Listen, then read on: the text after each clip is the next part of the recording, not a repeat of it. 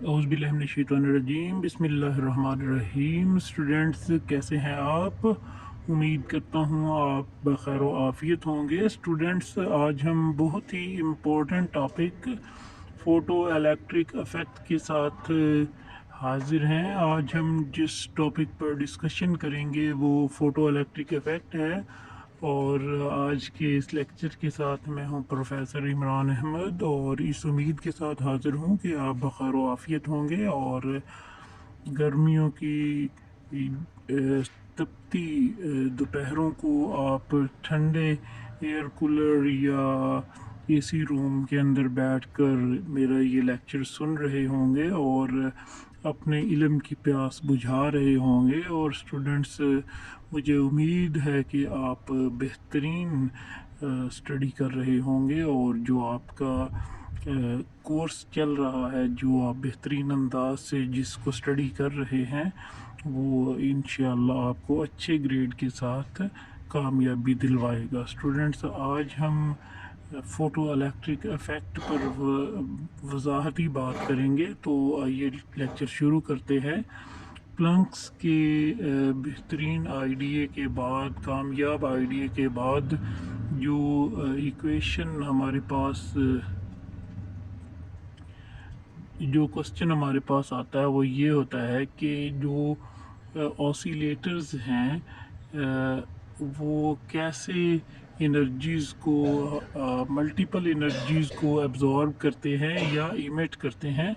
तो उसकी वजह क्या है? अल्बर्ट आइंस्टाइन ने 1905 के अंदर एक एक्सप्लेनेशन दी जिसको फ़ोटो इलेक्ट्रिक इफ़ेक्ट कहते हैं। इसके अंदर उसने ये बताने की कोशिश की कि 1900 के अंदर जो लाइट है वो शाइन्स लाइट्स, जब रोशनी चमकती है तो जो मेटल्स होते हैं, जब मेटल्स इमिट करते हैं, जो मेटल्स जब शाइनिंग करते हैं तो वो इलेक्ट्रॉन्स को इमिट करते हैं।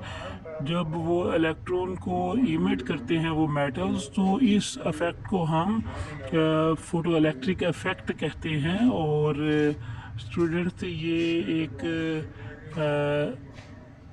इफ़ेक्ट की वजाहत है जिसके अंदर हम एनर्जी को मेजर करते हैं। और जो इलेक्ट्रॉन्स होते हैं वो काफ़ी ताकतवर होते हैं, जिसकी वजह से जो इलेक्ट्रॉन्स होते हैं वो इमिट करते हैं फ़ोटो कैथोड को, जो कि कलेक्टिंग प्लेट्स पर गिरती है। जब वो कलेक्टिंग प्लेट्स पर गिरती है तो सर्किट जो होता है वो कंप्लीट होता है।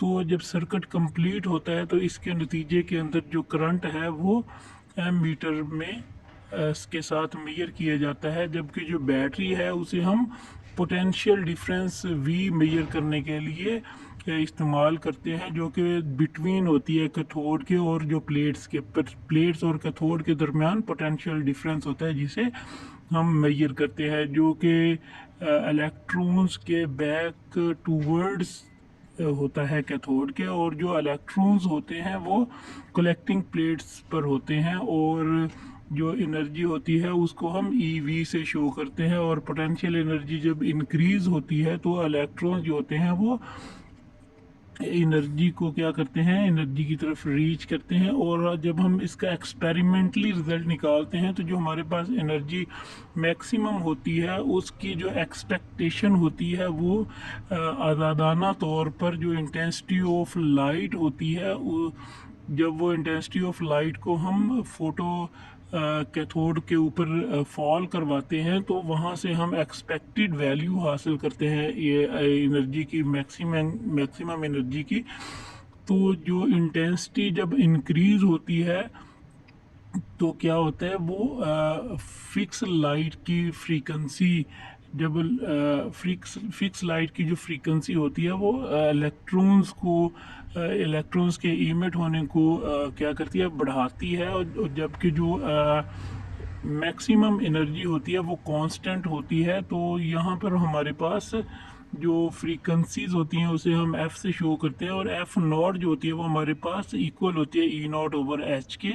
और जो डाटा होता है वो ई मैक्स वी एस होता है और वी एस एफ होता है। और जो इसकी स्ट्रेट लाइन होती है वो स्लोप होती है और उसको हम प्लंक्स के ज़रिए शो करते हैं, जैसा कि ये इक्वेशन दी गई है। अब हम फर्द कर लेते हैं कि जो मिनिमम एनर्जी रिक्वायर होती है एक इलेक्ट्रॉन के लिए, फोटो कैथोड के लिए, वो ई नॉट होती है।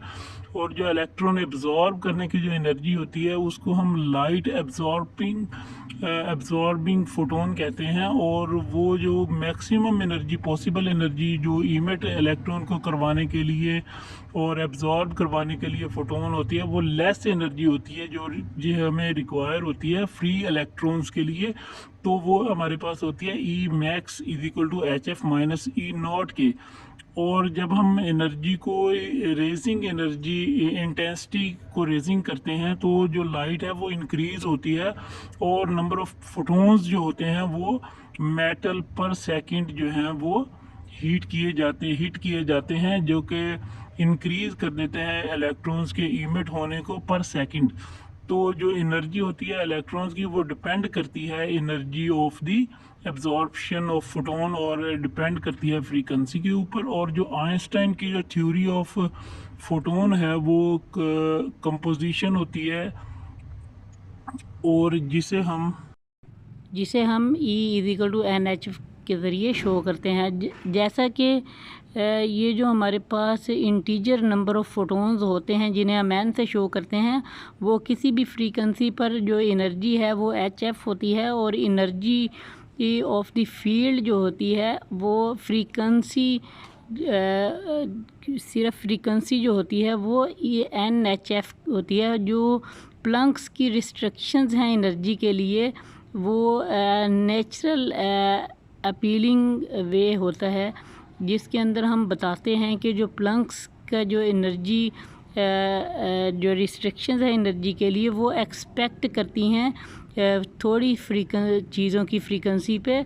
और ये कॉन्सेप्ट जो है वो पैरेटिन और टू वेव जो सजेशन थी आइंस्टाइन की, जिससे हम ये शो होता है कि लाइट कंपोज्ड ऑफ पार्टिकल्स, जो लाइट है वो पार्टिकल्स के ज़रिए ट्रैवल करती है, ये पार्टिकल से बनी होती है। तो जो एनर्जी होती है उसे हम पार्टिकल्स का नाम देते हैं।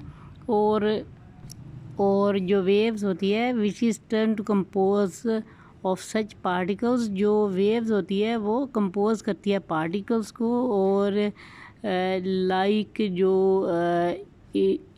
जो मिक्स कंसेप्ट होता है इसका इनकॉन्सिस्टेंट, जो यानी जो वेव का और पार्टिकल्स का जो कंसेप्ट होता है वो इसी तरह से, जैसा कि ये जो हमारे पास एविडेंस है एग्जिस्टेंस ऑफ फोटोन्स का, फोटोन की एग्जिस्टेंस का, वो एकमुलेट करती है इस केस के साथ।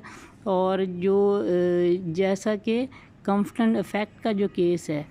तो स्टूडेंट्स, ये था हमारा आज का लेक्चर। इंशाल्लाह हम अगले लेक्चर में आपसे मुलाकात करेंगे जो कि कंफर्टन इफ़ेक्ट के नाम से है। और इंशाल्लाह अगर आपका कोई सवाल है तो वो आप कमेंट सेक्शन में लिख सकते हैं, तो हम उस पे भी इंशाल्लाह बात करेंगे। तो स्टूडेंट्स, जो आपका बहुत शुक्रिया। अल्लाह हाफिज़।